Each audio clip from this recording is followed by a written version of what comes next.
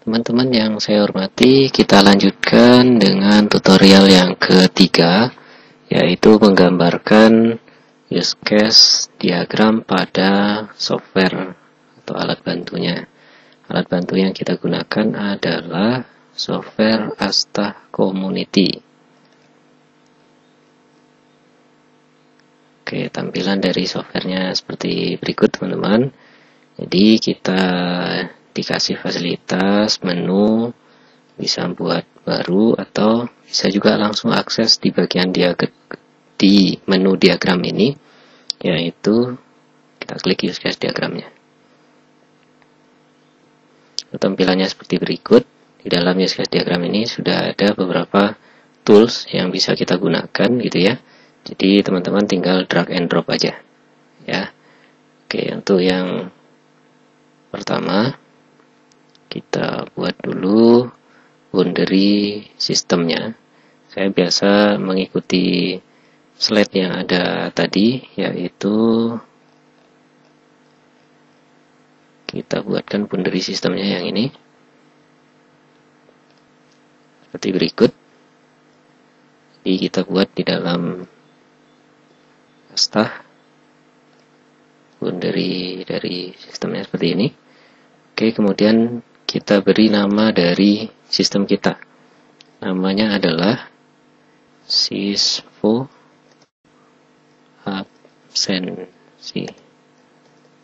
absensi PTK online.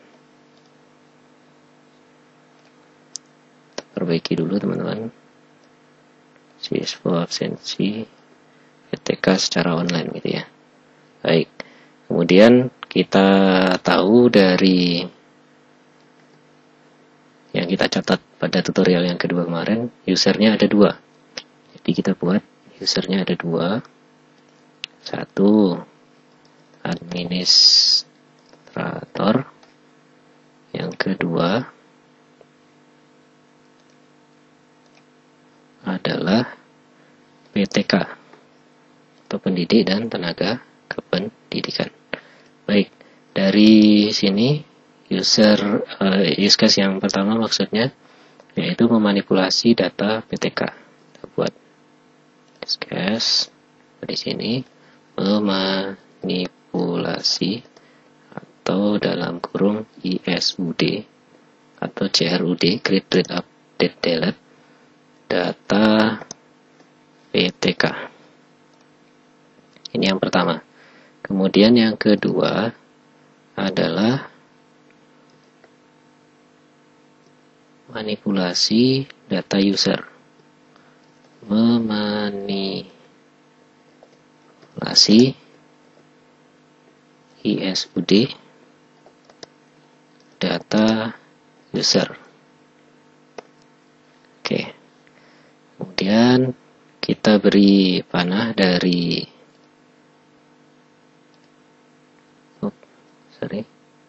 kita pilih panahnya dulu karena aktif user, aktif aktor, kita kasih panah seperti ini, berarti dari aktor ke use case-nya. Kemudian kita beri lagi panah ke sini. Oke, berikutnya melihat rekap absen. Oh ya, melihat rekap absen belum bisa dilakukan sebelum absen masuk dan absen pulang dilakukan. Jadi urutannya sebaiknya ini teman-teman, kalau saya tadi langsung saja ya, sebaiknya dibuatkan urutannya. Ini 1, ini 2, kemudian absen masuk, absen pulang, bisa dilihat rekap absennya, baru bisa dilaporkan. Nah gitu. Jadi dibuat urutannya sebaiknya. Jadi berikutnya urutannya adalah melakukan absen masuk. Yang melakukan adalah si PTK. Melakukan absen masuk. Kemudian kita buat lagi berikutnya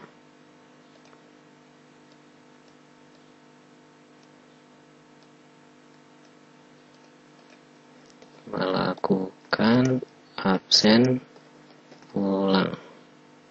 Oke, dari PTK aktif ke sini, lalu satu lagi ke sini. Baik, Ini kita tarik saja ke bawah biar bagus kelihatannya, seperti itu. Kemudian kita perbesar lagi gambarnya. Teman-teman yang saya hormati, sebelum dilanjutkan kita lihat dulu apakah ada yang seperti pada slide ini tadi, hubungan ya, relationship setiap use case-nya.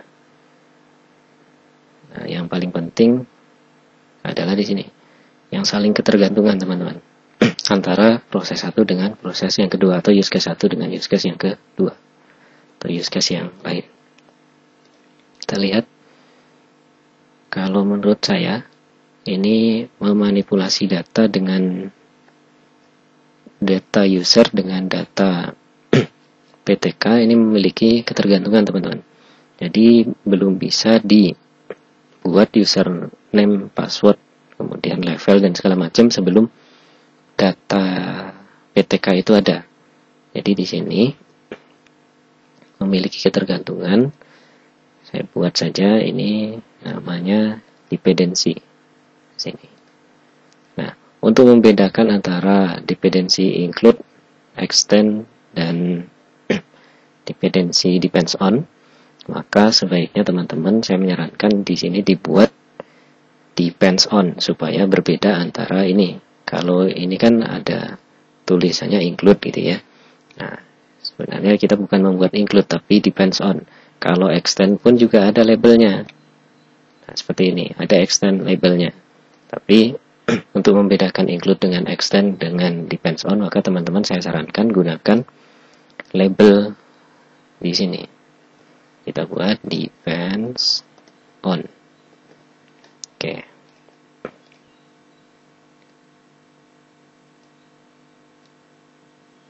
Seperti ini. Jadi kita cek dulu dengan yang ada di slide apakah tulisannya seperti itu. Ya teman-teman. Jadi it depends on relationship line is labeled. Berarti diberi label dengan depends on seperti ini. Oke, kita lanjutkan. Untuk berikutnya melakukan absen masuk, melakukan absen pulang. Ini kedua-dua proses ini belum bisa dilakukan sebelum PTK ini mendapatkan username, password, dan segala macam. Tentu proses yang ini tergantung pada manipulasi data usernya. Belum bisa login ke sistem kalau belum ada username sama password, berarti itu tergantung di sini. Lah Pak, kenapa tidak tergantung di sini? Nah, idealnya sebenarnya juga tergantung ke sini, tapi proses yang ini kan sudah masuk ketergantungannya pada manipulasi data PTK atau sebelumnya. Maka yang lebih tepat kalau menurut saya tergantung prosesnya ke proses manipulasi data user. Jadi belum bisa melakukan absen sebelum dia dapat hak akses masuk ke dalam sistemnya. Itu yang lebih tepat.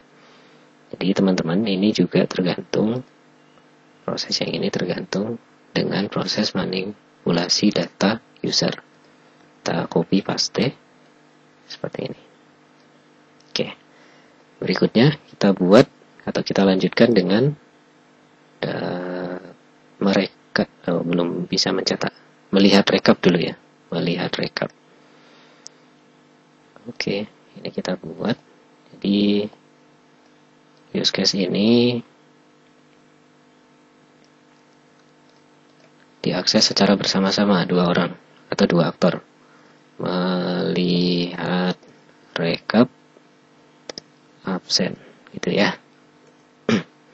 Dari PTK ke sini, dari aktor ke sini.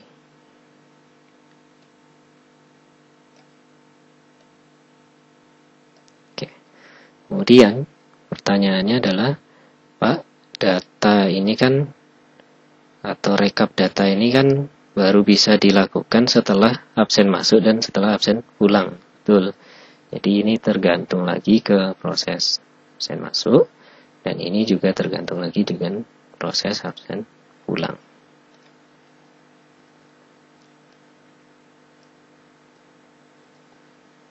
Teman-teman, jika ada yang punya usul untuk tata letaknya lebih bagus, ya alhamdulillah. Tapi dari saya yang penting ini bisa menggambarkan proses yang kita maksud itu sudah cukup bagus gitu ya. Kemudian yang terakhir, use case-nya adalah use case yang dilakukan oleh si admin, yaitu melaporkan atau apa tadi? Mencetak laporan ya. Mencetak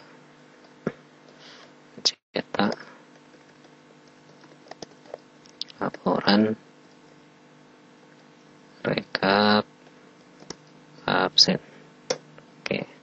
Idealnya proses ini baru bisa dilakukan setelah terlihat absennya. Secara logika kan ya seperti itu. Belum bisa dicetak kalau rekapnya tidak nampak apa yang mau dicetak kan gitu. Jadi harus tergantung pada melihat laporan atau melihat rekap dulu. Teman-teman, seperti inilah use case yang kita buat atau menggambarkan dari sistem yang diminta kita untuk menggambarkan use case-nya tadi. Pak, pertanyaannya, kenapa kok tidak dibikinkan login dari sistemnya? Nah, teman-teman yang saya hormati, untuk sistem dalam use case seperti ini, tadi sudah kita jelaskan bahwa ini kan di dalam sistem. Kotak ini kan adalah sistemnya.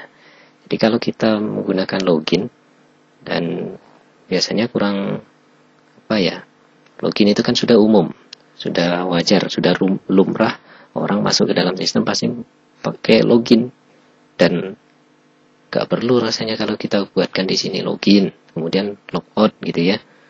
Berarti kan kalau login berarti harusnya di luar dari sistem dong. Ini kan udah masuk dalam sistem. Jadi kalau biasanya, kalau yang saya gambarkan itu sistemnya, kalau sudah masuk ke dalam sistem itu, aktivitas yang penting-penting saja yang digambarkan di sini. Jadi login, logout itu nggak perlu. Justru yang penting malahan melakukan apa yang kita lupa ya. Dari PTK ini bisa merubah atau mengedit user akunnya. Misalkan passwordnya gitu. Kalau mau teman-teman ditambahkan di sini lebih detail lagi ya boleh. Ya, jadi proses penting di dalam sistem itu saja yang digambarkan. Gak perlu ada login, logout. Nah itu sekali lagi ya. Mudah-mudahan ini memberikan pencerahan pada teman-teman semuanya terkait dengan mendesain diagram UML yang pertama, yaitu use case diagram. Demikian teman-teman, mohon maaf segala kekurangan. Kita lanjut di tutorial berikutnya. Terima kasih. Assalamualaikum warahmatullahi wabarakatuh.